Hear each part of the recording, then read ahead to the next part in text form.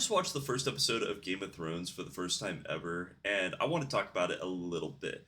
So, a couple of years ago, I tried to watch Game of Thrones, right? And I thought, oh, this is going to be a peak show because I tried to watch it. Everybody always told me to watch it. And it was really, really hard for me to watch. I'm just not going to lie. Now, this was 9 to 8 years ago. I don't know the exact date and time, but it was around that time. So I was like 14, 15 years old. And at that time, it was one of those things that was just like so strange to me because I was super super into fantasy and I was like, man, everybody told me this is peak, but like after I think the first 10 minutes of the first episode, I found it very hard to watch back then. And I will say maybe a part of that stimulation was this was also around the time that The Hobbit and Lord of the Rings was really popping off with a lot of their lore, their movies, and stuff like that. And then on top of that, you had like peak Star Wars kind of coming out at this time too.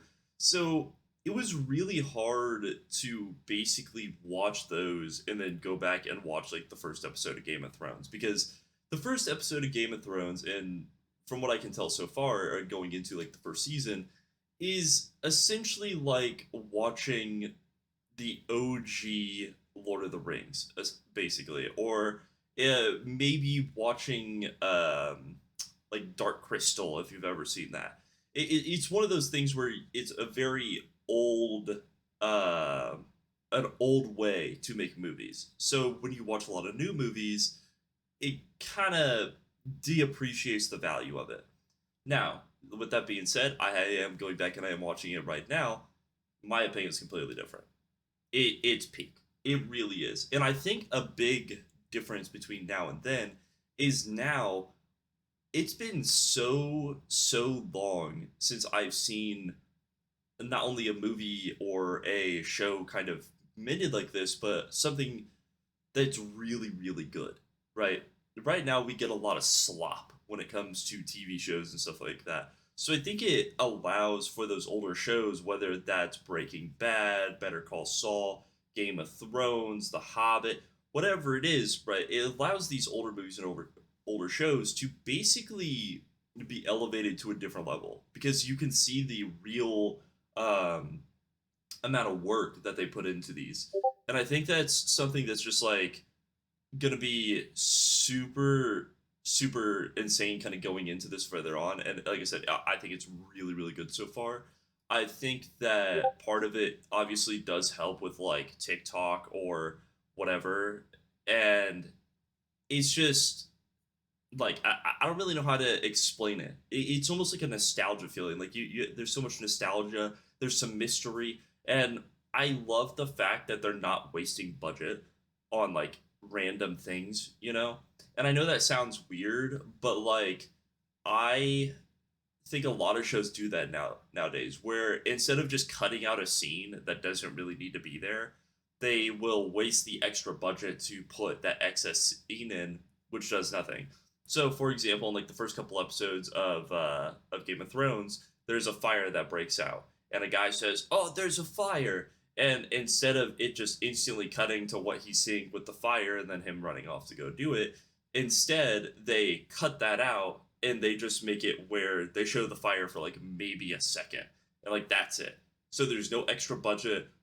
There's no like him having to freak out or anything like that. And I think that's something magical about these earlier shows is they tried to find ways to make the story elevating without like having to go deep into the budget to do it. And you might be thinking, how does it go deep into the budget to do fire or something like that? But it does. Like every single scene that you add to a show is extra editing time, which is extra money. And then if they use CGI, then that's extra money too. So you add per like second to the show.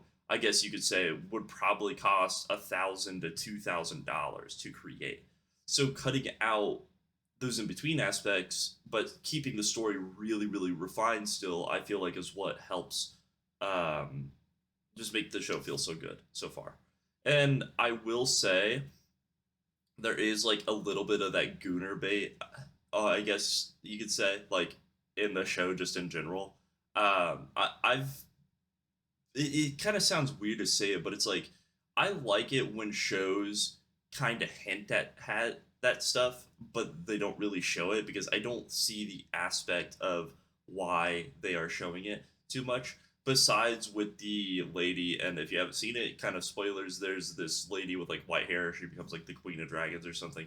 I haven't seen the show, but I mean, come on, it's been out forever. There's spoilers everywhere. I have no clue how that happens, but I think like her scenes going up to it kind of makes sense, right? Because you're like, okay, they're showing this because it's an important plot hole of like how she develops, uh, or the other people. Like some of them are actual plot developments, but I do think there is that little bit of like gooner bait that's like it's not really a plot development. They're just putting it there to put it there.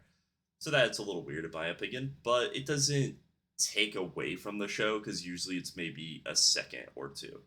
And I think that's kind of a big thing. Now, I haven't gotten super deep into the story yet or super deep into the episode, so I don't know if they do other like scenes and it's like a little bit weirder. But that's just how it always is for me, I guess. Like, I never really see the Gooner stuff too much as like this is hardcore Gooner stuff. It's more like, okay, this is just kind of a plot point to the show. Who cares?